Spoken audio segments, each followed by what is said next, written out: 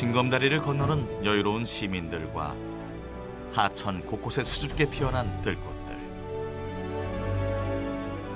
그리고 수많은 물고기들.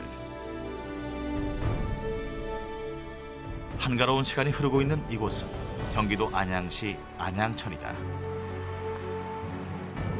지난 5월 생태하천 복원사업 우수사례 콘테스트에서 생태하천 복원성과 부문 1위를 차지한 안양천. 70년대 급속한 산업화와 도시화에 따라 죽음의 강이 되었던 오염하천의 대명사에서 친환경 생태하천으로 다시 태어나기까지 무려 13년이라는 시간이 걸렸다. 다시는 물고기가 살지 못할 것 같았던 이 하천을 살리기 위해 안양시는 지난 2001년부터 하천변 주차장과 우회도로를 철거하고 호안 및 호수부지를 친환경 자연 소재를 활용해 정비하며 생태계에 어울리는 수목을 조성했다. 그 결과 강은 다시 생명을 얻었다. 21세기는 생태환경의 시대로 물 환경의 중요성이 더없이 강조되고 있다. 이를 위해 우리에게 시급한 것은 바로 하천 복원, 다시 말해 생태하천의 복원이다.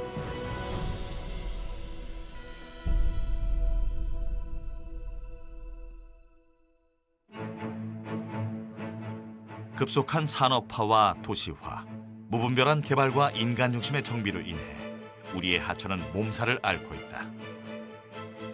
특히 이치수 기능 위주로 시행된 하천 개발로 인해 하천과 그 주변은 온통 인공적인 요소들이 자리 잡고 있다.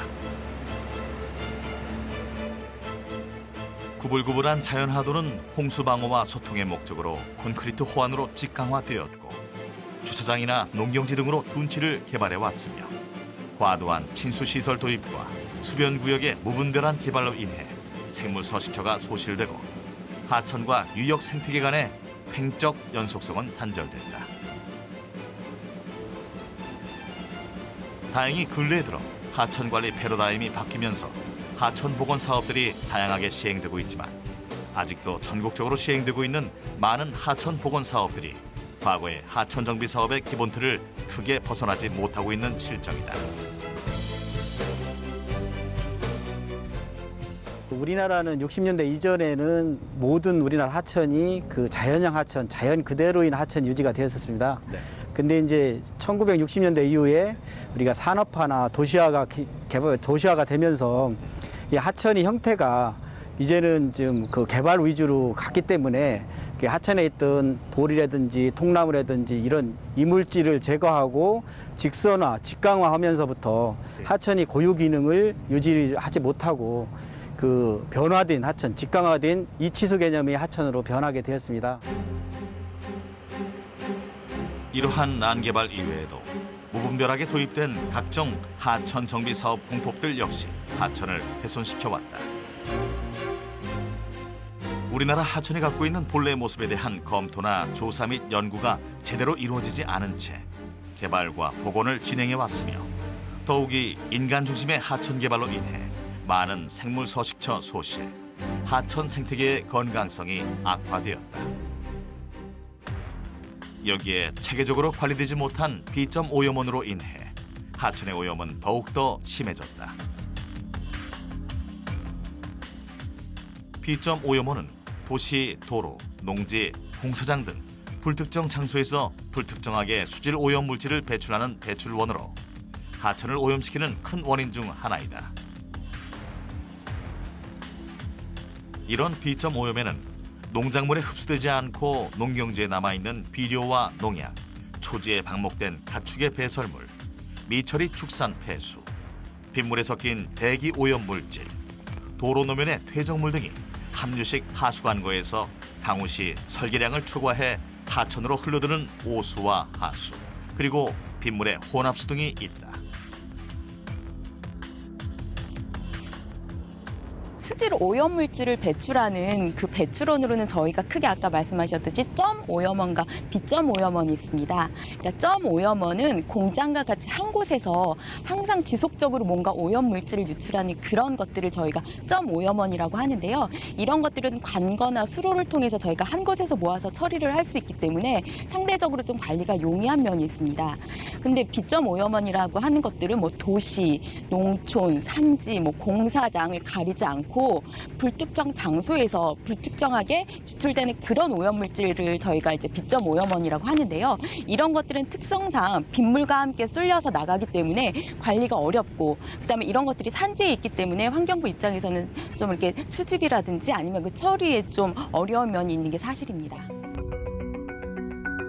공장 폐수 등 배출 지점이 명확한 점 오염원과 달리 비점 오염원은 관리가 힘들다는 것이 문제다. 다양한 비점 오염원 중 첫 번째로 토사를 들 수 있다. 토사는 강우 유출수의 많은 부분을 차지하는 오염물질로 수생생물의 광합성이나 호흡, 성장, 생식에 장애를 일으켜 치명적인 영향을 미친다. 이런 토사에는 영양물질, 금속, 탄화수소 등을 비롯한 다른 오염물질이 흡착되어 함께 이동한다. 또 질소나 인과 같은 영양물질이 종종 빗물에 의해 유출돼 하천과 호수의 수질을 악화시키기도 한다. 동물의 배설물과 하수도에서 넘쳐 흐른 배출수에서 검출되는 박테리아와 바이러스로 인한 하천의 오염도 심각하다. 이외에도 도시지역 강우 유출수에서 흔히 검출되는 납이나 아연, 카드뮴 등과 같은 중금속 물질은 수생태계에 치명적이며 식수 오염의 가능성도 있어 특별한 관리가 요구된다. 여기에 차량 전복 등 사고나 차량 세척, 폐기름의 무단 투기 과정에서 발생하는 기름과 건축 공사장 및 사업장 등에서 발생하는 쓰레기와 잔재물 등에 있는 중금속이나 살충제, 박테리아 등도 하천 오염의 주범인 비점 오염 물질에 포함된다. 이런 것들이 어패류에 축적될 경우에는 먹이사슬을 통해서 결국은 수생생물뿐만 아니라 그것들을 섭취하는 우리 인간의 건강에까지 크나큰 영향을 미칠 수 있습니다. 그런데 이런 비점 오염의 폐해는 생각보다 심각해 갈수록 그 문제점과 피해가 증가하고 있다. 저희가 뭐 토사라든지 중금속과 같은 이런 비점 오염원들이 하천에 쓸려 나갔을 경우에 이제 수질이라든지 아니면 그 물속에 사는 작은 생태계에도 큰 영향을 줄 수 있습니다. 그래서 저희가 가장 큰 대표적인 비점 오염원이라고 할 수 있는 토사의 경우에는요, 쓸려 나가서 수생생물이 광합성을 하고 호흡을 하고 또 생식을 하고 성장을 함에 있어서 장애를 일으켜서 그들이 생존을 하는 데 있어서 크나큰 이렇게 타격을 입히게 됩니다. 결국 비점 오염원을 적정하게 관리하지 않고서는 하천의 수질 개선을 더 이상 기대하기 힘들다는 얘기다. 아울러 이런 하천의 다양한 오염원으로부터 우리의 강을 지키고 살리는 일은 이제 무엇보다 시급해졌다. 환경 선진국으로 하는 길목에 서 있는 대한민국. 강을 살리는 일은 중요한 숙제가 되었다. 이제 우리가 말하는 하천 복원은 인공적인 하천 또는 기능이 상실된 하천의 구조와 자연적 기능을 회복하는 것으로 생물 서식처, 자정 능력, 경관과 친수성, 생물 다양성 등 하천이 지닌 기본적인 기능과 수로 및 수변 공간을 가능한 원래의 자연 하천 형태에 가깝게 복원하는 과정을 의미한다. 즉, 하천이 지닌 본래의 자연성과 생태적 기능이 최대화될 수 있도록 조성된 생태 하천을 말한다.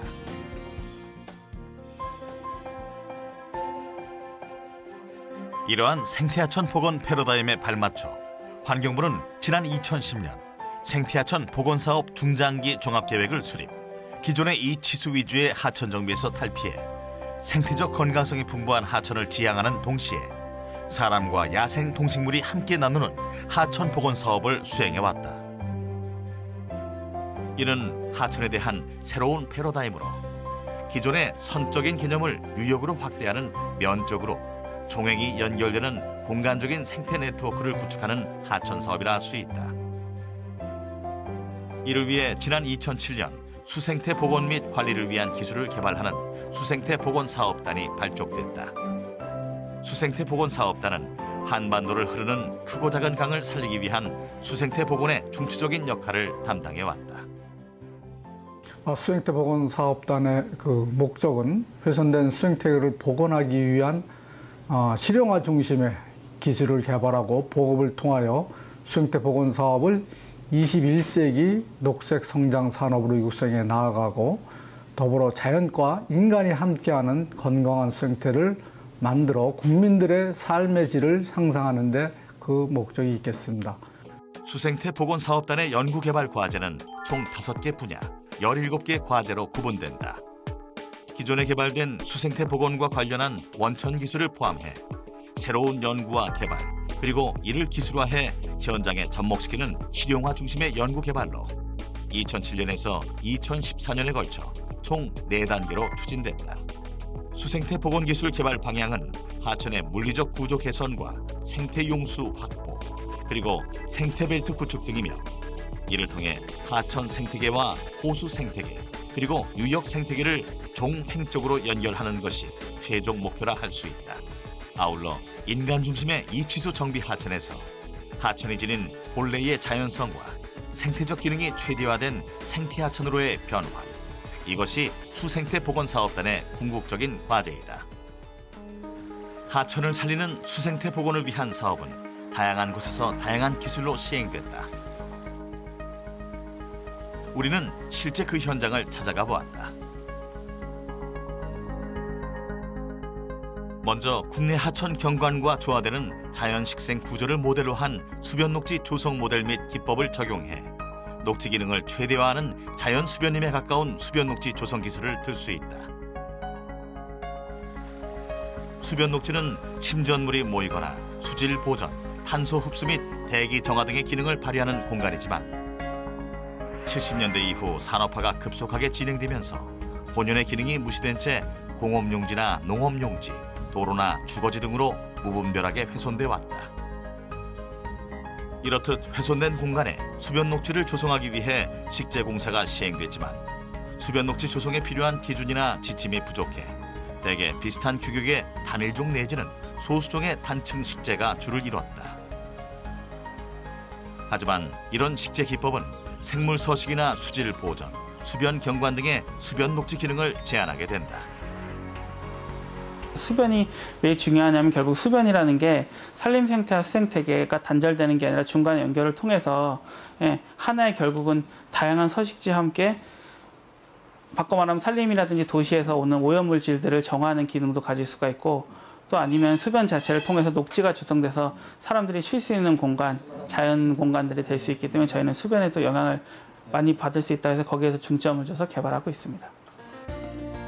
한설그리는 환경부 수생태 복원 사업단의 지원을 받아 수변 구역을 대상으로 수변 녹지를 복원하기 위한 생태식재 기준을 개발했고 2010년 10월 경기도 가평의 한 수변 구역에 테스트 베드를 조성, 기술을 적용했다.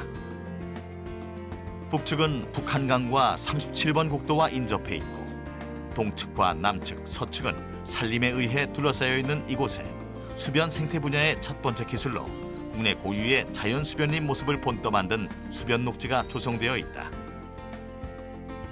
이 수변 녹지는 둑 안쪽에 제방을 따라 설치하는 띠 형태의 녹지를 말하며 하천과 육상을 연결하는 중요한 연결망 역할을 하고 있다. 대상지의 기후나 토양 수분, 주변 식생 등 생장 환경 조건을 반영해 한강 유역권의 소나무, 느티나무 군락, 신나무, 버드나무 군락, 느릅나무, 신갈나무 군락 등 3개 유형의 식재 모델을 선정했다. 그리고 나무의 종류나 식재 밀도, 식재 거리 등을 반영해 수변 녹지를 설계 시공했다. 보시다시피 이 지역은 원래 건물이 있었던 자리를 치웠던 자리이기 때문에 자연 토양이 아니고 매립지에 있는 토양을 메꿨던 겁니다. 그래서 가장 중요하게 핵심적으로 우리가 추진했던 것이 초기에 여기에 대한 토양을 개량하는 거였습니다. 아시다시피 초기에 이런 콘크리트 구조물 같은 것이 있던 지역은 폐하를 보시면 약 산성 토양으로 돼 있었던 거를 저희가 개발한 토양이 많이 여러 가지가 있습니다. 시티 그린이 그런 토양을 개발한 것을 포설을 하고 또 지금 보시는 바와 같이 토양뿐만 아니라 그 위에 덮어주는 멀칭제 같은 것도 개발을 해서 다시 포설을 함으로써 이 지역이 건강한 생태적으로 아주 좋은 환경을 만들어준 겁니다. 이러한 수변 녹지를 만들기 위해 연구팀은 국내의 자연 수변림을 찾아 그 모습을 기록하고 분석해 국내 고유의 모습을 본뜬 식재 기법을 개발했다. 이 식재 기법에는 4대강 유역의 기후대를 고려했으며 해당 수변 환경에 적합한 수목의 구성, 식재 거리, 식재 밀도 등을 포함하고 있어 국내에 적합한 수변 녹지를 복원 또는 창출할 수 있도록 했다. 식생 기반이 잘 되었다 할 경우 그 다음에 거기서 심을 수 있는 나무가 중요합니다. 물론 나무에 산에 있는 거 여러 나무가 있겠지만 저희는 이거를 위해서 전국에 있는 46군데의 샘플 지혜를 다 조사를 하고 거기서 가장 중요한 나무, 우리한테 필요한 나무 중에 뭔가를 선택한 다음에 그거를 빨리 생산하고 있고 보급할 수 있는 기술을 개발해서 특허와 신기술을 득한 경우가 있습니다. 경상남도 함양군에 조성된 함양상림.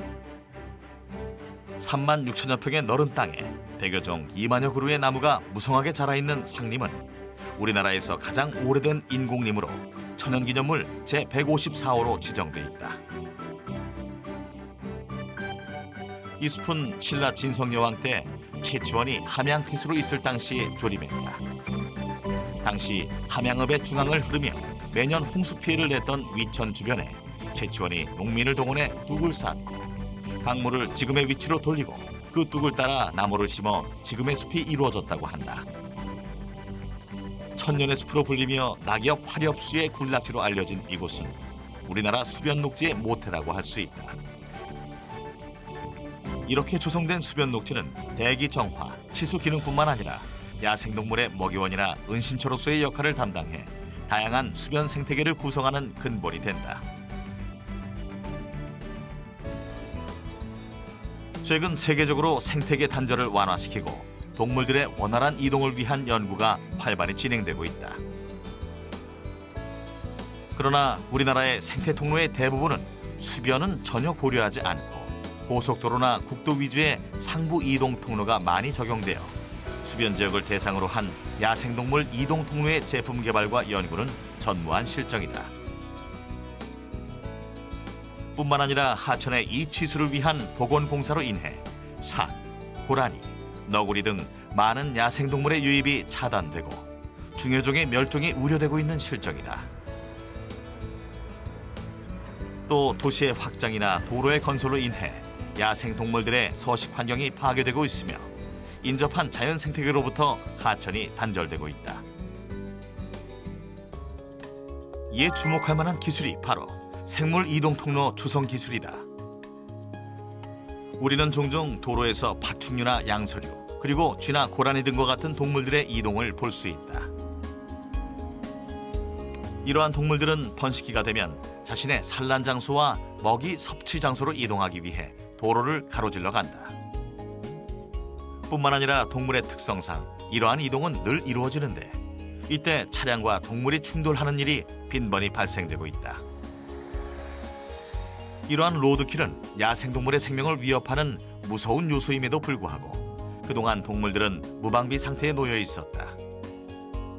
생물 이동 통로는 이러한 로드킬로부터 생물들을 보호하며 생태계의 안전까지 도모하는 기술이라 하겠다.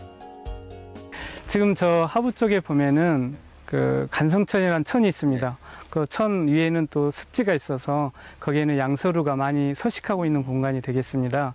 근데 그 양서류가 성체가 되면은 이제 산으로 올라가야 되는데 도로로 인해서 좀 단절되어 있습니다. 그리고 거기 차량에 의해서 그 로드킬이 많이 당하고 있는데 그것을 방지하기 위해서 저희가 이 도로 하부로 그 양서류에 대한 그 생태 통로를 설치하였습니다. 그래서 그 통로를 이용해서 그 양서류가 들어와서 본 그 구조물로 인해서 그 산으로 이동할 수 있도록 저희가 만들어 보았습니다. 생물 이동 통로 조성 기술의 첫 번째인 생태 이동 통로형 배수로는 양서류, 파충류의 안전한 이동을 유도하는 구조물로서 도로 이동을 제한해 로드킬을 방지하고 서식지 직벽에 경사를 두어 양서, 파충류가 배수로에서 서식지로 자유롭게 이동할 수 있게 해준다. 또 바닥에 형성된 홈은 토양이 유입돼 식물이 자랄 수 있는 환경을 제공해주는데 통로 내 식물은 자동차 소음, 진동, 불빛 등을 차단해 양서, 파충류의 접근성을 높이고 임시 서식처를 제공해준다. 또한 우천시 유입된 빗물이 원활하게 배수될 수 있도록 하는 배수로 겸 생물 이동 통로로 하천이나 도로, 산지 등에 광범위하게 적용할 수 있다. 도로나 하천을 따라 가장자리에 시공된 이것은 생태 통로 유도벽이다. 이 역시 도로 주변의 동물들이 도로 쪽으로 진입하는 것을 저지할 수 있으며 특히 양서류나 파충류와 같은 작은 동물을 유도하는 구조물이다. 이러한 생태통로 유도벽은 야생동물이 서식하는 지역에 개설된 도로나 하천, 경작지 등의 주변에 동물 보호 및 유도 등을 위해 주변을 따라 울타리 형식으로 설치된다. 생태 이동 통로형 배수로와 생태통로 유도벽은 포유류 유도 펜스의 기초로 활용할 수 있는데 포유류 유도 펜스와 결합해 양서 파충류와 포유류의 로드킬을 방지하고 안전하게 서식지로 유도할 수 있다. 또 도로나 자전거로 보행로 아래쪽 양측을 연결함으로써 양서류와 파충류들이 안전하게 반대편으로 이동할 수 있게 하는 생태통로 역시 로드킬을 방지하는 구조물이다. 통로관 내부에 홈을 설치해 동물 이동 시 미끄럼 방지와 수분을 확보하며 기존 집수정과 생태 이동 통로형 배수로, 생태통로 유도벽과 연계해 작은 동물들을 서식지로 유도한다.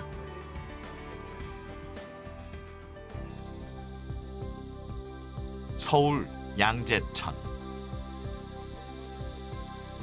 과천을 거쳐 서울의 남부 지역을 흐르는 하천이다. 높은 빌딩 숲 사이를 지나는 하천이지만 여느 시골의 하천만큼 깨끗한 수질을 자랑한다. 이곳 역시 1995년부터 콘크리트 제방을 걷어내고 도로 밑에 하수관을 설치하는 등 하천을 살리기 위한 노력을 계속해왔다. 그 결과 현재는 동식물이나 시민에게 더할 나위 없는 좋은 휴식 공간이 되고 있다. 특히 양재천에 조성된 생태통로는 인근 야생동물이 쉽게 이곳으로 내려와 먹이를 구하도록 만든 길로 너구리나 뱀, 두꺼비 등의 야생동물의 중요한 이동 통로가 되고 있다. 이 시설물 특징은 일반 배수로에 들어가면 개구리나 또는 파충류들이 빠져나오지 못하고 고사하거나 또는 이동하다가 포식자한테 먹히거나 하는 현상들이 주로 일어나는데 이 시설물은 경사가 돼 있어서 마음대로 들어왔다가 다시 탈출할 수 있고 또 이동할 수 있는 그런 시설물 되겠습니다.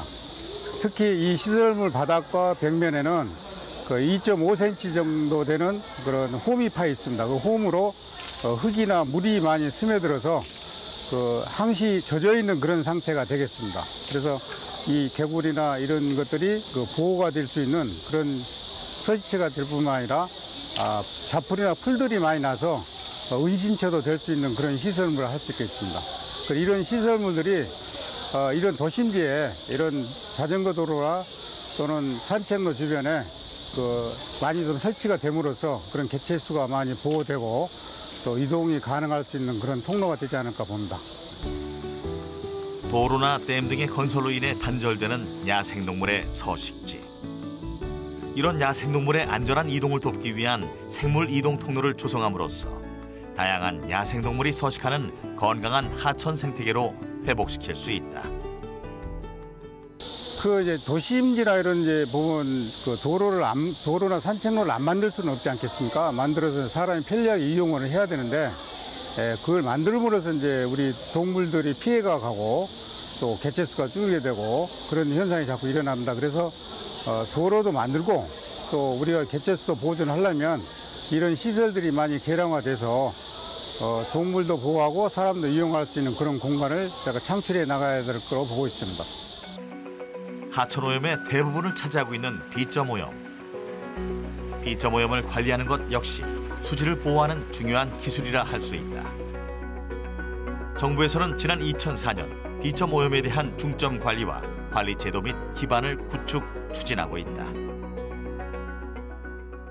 국가적 B점 오염원 관리의 기틀을 다지기 위해서 저희가 2012년에 관계부처 합동으로 제2차 B점 오염원 관리 종합대책을 수립한 바 있습니다. 그래서 말씀드렸듯이 도시, 농촌, 산지, 하천, 댐 등을 가리지 않고 불특정에게 나오는 B점 오염원이기 때문에 관계부처도 여러 곳에서 그러니까 환경부를 비롯해서 국토부, 농식품부, 산림청, 소방방재청, 농촌진흥청까지 모여서 이 종합 대책을 수립한 바 있고요. 현재까지 각 부처 소관으로 이런 B점 오염을 저감시키기 위한 대책들을 지금 추진 중에 있습니다. 아무래도 B점 오염을 저감시키기 위해서는 규모가 큰 개발 공사장이라든지 산업 단지에 대한 규제가 필요하겠죠. 그래서 저희가 그런 것들에 대해서는 B점 오염이 얼만큼 나오고 있다라는 것들을 저희한테 신고를 하도록 하고 있고 그걸 저감시키는 시설을 설치하도록 저희가 유도를 하고 있습니다.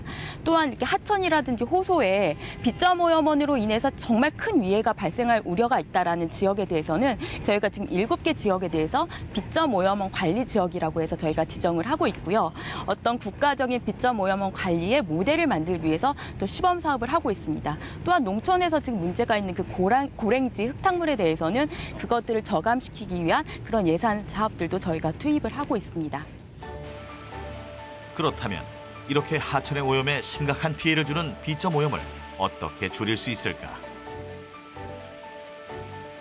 먼저 B점 오염을 막는 시설로 비가 오면 빗물을 저류해서 오염물이 하천이나 바다로 나가지 못하도록 하는 저류지를 둘 수 있다. 또 주택이나 빌딩 등이 밀집해 있어서 B점 오염을 막는 시설을 설치하기 어려울 경우 지하에 물을 담아둘 수 있도록 하는 지하 저류조를 설치함으로써 B점 오염을 줄일 수 있다. 특히 인공습지는 특이하게 물속에서 사는 식물을 이용해 빗물에 포함된 오염물을 처리하는 시설로 B점 오염을 막을 수 있을 뿐만 아니라 야생동물이나 식물이 살 수 있는 공간을 만들어줄 수 있어 효과적인 시설로 알려져 있다. 이외에도 도로에서 나오는 빗물 오염물을 땅속으로 침투시켜 오염물이 인근 하천으로 유입되지 않도록 하는 침투도랑이나 넓게 분포된 식물에 빗물을 흐르게 해서 식물에 의해 B점 오염물이 걸러지도록 하는 식생여과대 등이 있다. 도시지역, 즉 포장지역에 항우 시 발생하는 B점 오염 물질의 저감과 토양으로 빗물의 저류 및 침투를 돕는 LID 기술은 자연 친화적 빗물 관리 기술로 조경 공간의 기능을 회복할 수 있는 친환경적인 기술로 주목받고 있다. 현재 B점 오염원에 대한 관리는 정부 대행으로 한국환경공단에서 실시하고 있다. 이곳에선 4대강 수계에 40여 개의 B점 오염 시설을 설치하고 모니터링 및 유지 관리를 하고 있다. 지금 보시는 바와 같이 이런 오염 물질들이 비와 함께 휩쓸려서 이 처리시설까지 오게 되면 저희가 이제 주로 체크하는 항목이 SS하고 BOD라는 항목이 있습니다. 그래서 SS 기준으로는 약 500ppm 이상, BOD도 약 100ppm 이상. 여러분이 쓰시는 하수가 보통 200에서 250ppm 정도의 BOD이기 때문에 그 절반 이상의 어떤 고농도라고 보시면 되고요. 그다음 이 시설들을 저희가 이제 B점 오염 저감 시설을 통해서 처리를 하게 되면 약 90% 정도의 처리 효율을 보신다고 보시면 될 것 같습니다. 이곳은 광주광역시 서구에 위치한 한 B점 오염 관리 시설이다. B점 오염원이 발생되는 지점에 따라 오염 물질의 종류와 형태가 다르기 때문에 효율적인 B점 오염 관리를 위해서는 발생 지점의 특성이나 기후, 토양학적 특성을 충분히 고려해야 한다. 도시 지역에서 발생된 B점 오염 물질이 이 시설로 오게 되고요. 이렇게 온 시설을 여과를 거쳐서 깨끗한 물하고 더러운 B점 오염 물질을 구분한 다음에 깨끗해진 물이 이곳에 모이게 됩니다. 그래서 이렇게 모이게 된 물을 하천으로 다시 내보내서 맑은 하천, 깨끗한 하천을 가꾸게 되는 시설이라고 보시면 되겠습니다.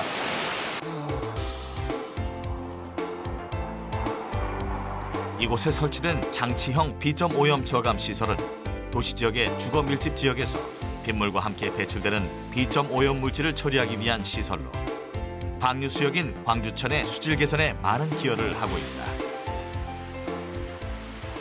예, 지금 보시는 시설은 그 상무지구라고 완전 도심 지역에서 발생되는 비점오염원의 처리를 위해서 설치된 시설입니다. 그래서 도심 지역에서 발생된 비점오염원을 물질을 관로를 통해서 이 시설로 유입을 시킵니다. 그래서 유입 펌프조에서 저류조로 각각 이송 처리를 하고요. 이 저류조에서 모래나 쓰레기 등 큰 협작물들은 제거를 하게 됩니다. 그리고 나서 그 다음에 여과제, 두 가지의 여과 형태가 있는데요. 여과제를 통해서 물을 여과를 시키고 그 다음에 깨끗한 물을 광주천으로 다시 방류시키는 그런 형태의 시설이라고 보면 됩니다.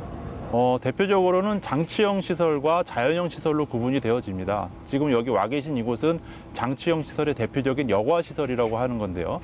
빗속에 빗물 속에 들어가 있는 오염 물질을 여과제, 그러니까 쉽게 말씀은 정수기 같다고 보시면 됩니다. 필터나 여과제를 통해서 오염 물질하고 빗물을 이제 분리시키는 그런 시설이고요. 자연형 시설 같은 경우는 뭐 인공 습지나 저류지, 침투 시설 등이 있습니다. 그래서 빗물을 가두어서 침전시켜서 위에는 맑은 물이 되고 밑에 이제 오염 물질은 가라앉는 이제 그런 시설들이 있고, 그다음 침투 시설이라 해서 빗물 자체를 땅 속으로 스며들게 하는 그런 형태의 시설들이 있습니다. 하천을 살리고 그곳에 생명을 불어넣기 위해 필수적인 수질 관리. 비점 오염원을 관리하는 일에서부터 시작한다고 해도 과언이 아니다. 환경부는 그동안 배출된 비점 오염원들을 하천에 나가지 못하도록 이제 시설을 설치하는 것에 좀 중점을 많이 찍어왔습니다. 하지만 이런 단편적인 사업들이 좀 한계가 있을 것 같고요. 결국은 오염원을 덜 유발하는 인간 행위가 중요하다고 생각을 합니다. 그래서 어떤 농촌에서 농민들이 작업을 할 때 뭐 비료를 덜 쓴다든지 아니면 경작 방법을 좀 변경한다든지 아니면 덜 유발하는 어떤 경작물을 전환한다든지 그런 식으로 해서 농민들이 이제 어떤 질 좋은 삶을 영위할 수도 있고 그다음에 하천에도 건강성도 보장할 수 있는 그런 상생할 수 있는 그런 방법들을 모색하고 있고요. 도시에서도 뭐 도심변의 어떤 세차를 좀 유발하는 것들을 한다든지 아니면 개발에 있어서도 어떤 녹지를 최대한 살릴 수 있도록 개발 방법을 유도한다든지 좀 그런 쪽으로 저희가 좀 어떤 발생을 저감시킬 수 있는 그런 정책들을 개발하고 확산 중에 있습니다. 이외에도 직강화되고 인공화된 하천에 최소한의 유도시설을 만들어줌으로써 많은 생물들이 하천으로 돌아올 수 있도록 하는 자연하한 유도공법이나 하도 유격화된 공간을 수생태 공간으로 복원하는 자연형 하상복원 및 하도 유격화 관리 기술과 물속의 남조류와 박테리아를 분석해 녹조를 제어하는 기술 등 다양한 수생태 복원 기술로 인해 우리의 하천은 자연성과 건강성을 되찾아가고 있다.